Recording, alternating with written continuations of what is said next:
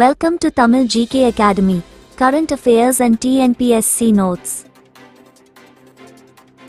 மக்களவை பதவிக்காலம் முதல் கூட்டத்தின் முதல் நாளில் இருந்து 5 ஆண்டுகள் வரை. தேசிய நெருக்கடி நிலையின் போது பதவிக்காலத்தை ஓராண்டு நீட்டிக்கலாம். இத்தகைய நீட்டிப்பிற்கு கால வரையறை இல்லை. ஆனால் நெருக்கடி நிலை முடிந்த பின்னர் 6 மாதங்களுக்கு மேல் நீட்டிப்பு செல்லாது.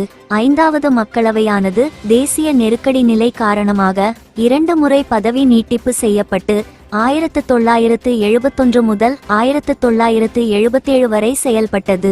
மிக நீண்ட பதவிக்காலம் உடைய மக்களவை 5வது மக்களவை 5 ஆண்டுகள் 10 மாதங்கள் 6 நாட்கள். மக்களவை நிரந்தரமான அவை கிடையாது.